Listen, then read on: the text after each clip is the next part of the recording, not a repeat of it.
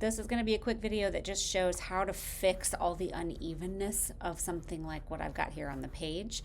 It's also the first time I'm really going to talk about editing, so I'm going to go over how to turn on your compose and all that stuff. So I'm in FinalSite. I've got two tabs open. You'll notice one here and one here. It's helpful to be on a page that you want to work on in one tab and be maybe on a page you want to copy from. Well, not necessarily copy from. You can't copy across tabs, at least not on Safari. But you might want to have one open to look at or copy paste text from and that kind of thing. So that could work. One thing to note, when you're in Composer, you want to go to your feather and then, if you aren't already here, feather pages, that's where you're going to see all the pages. And when you go into a page, like I'm on now, you are going to be able to edit it if you have the compose button at the bottom. You can probably see a lot of pages, but if you don't have the compose button, you can't edit them. Also, just a couple things. Notice on the left, the things that are in orange are things that are currently in a draft state, so they have not been published yet. You can see things in a draft state, but if someone's working on it, you don't know. Unless you refresh the page and you see changes, you might think, oh, someone else is working on this. So it is a one at a time editing situation.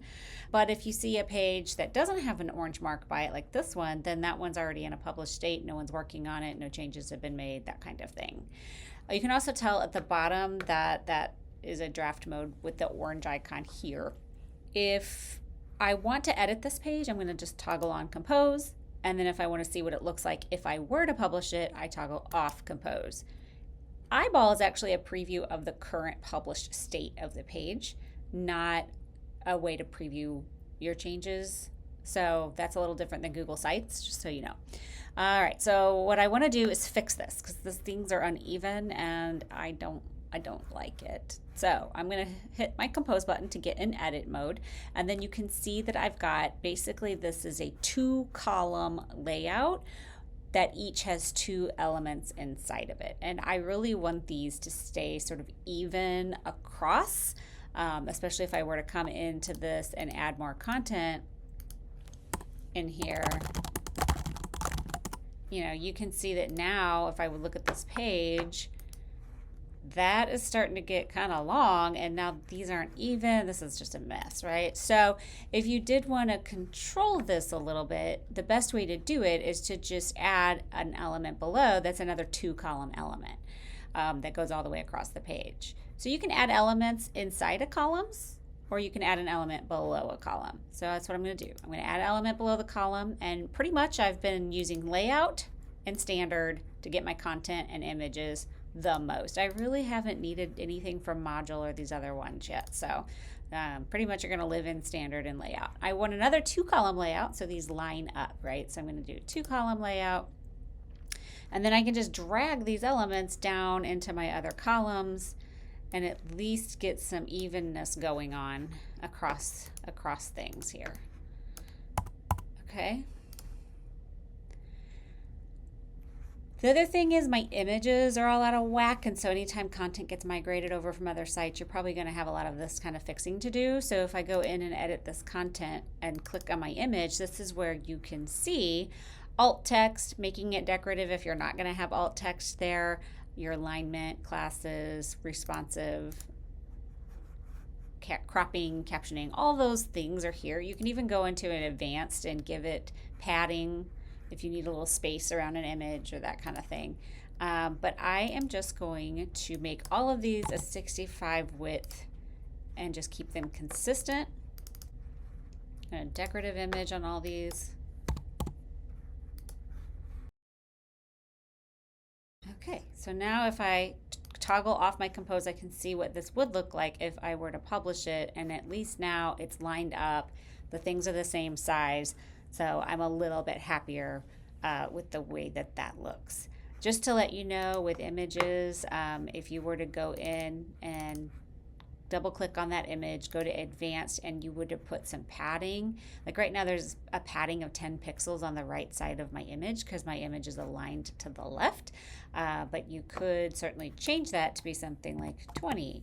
Click OK, and now you can see it's going to move that out It's almost like indenting text a little bit, so you can control how that looks, because if you were to just add an image in and you didn't put any buffer here, if this was just 0, and you look at how this looks, this text is like right up on that image and it looks kind of funky. So having a little space is nice. So you could come into all of these, go to advanced, make your right buffer something like 20 pixels, and now that looks really nice. And then again, for screen readers, you know, honestly, accessibility wise, I've got decorative images, which is fine, but if somebody was using a screen reader to read this website, it would just start, all of this is paragraph. So it would read all of it and there would be no option to like tab through.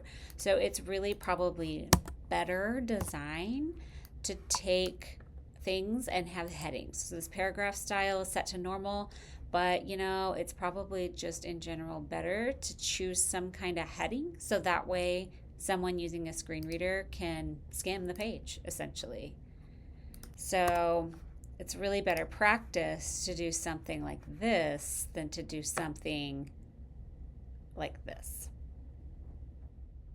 Okay, so I just went through and created headings to each of these and kind of fixed them, and I'm now looking at this and going, ugh, I don't know, I don't really want this text to come underneath my image on these. Sometimes you do, sometimes you don't, and here I think it distracts from the neatness of the page. So I want it to look more like the clips one here than these others. So I'm going to show you how I changed it from this to the one on the left here. So I'm going to go to Compose, and what I'm going to do is click on here and go back to my image and go back to Advanced. And on the bottom, you can choose pixels, which is fine, but you can also choose a percentage. And so what I want is for 100% of the bottom of that picture to be a gap. So I'm going to click OK, and now I've created this gap, 100% of whatever this element is. And so now that text is going to scoot over and stay over. Also, I'm noticing that this heading is bold and the others aren't, so save. Okay, so now when I turn that off and I look at this, those look a lot better. And again, I just clicked on here, clicked my image, went to Advanced, and then I want my bottom spacing to be 100%. Percent's better because it doesn't matter. Like pixels is a finite image, but percentages are relative. So this works better as the page changes. All right. There we go. So now that looks so much better. Yay.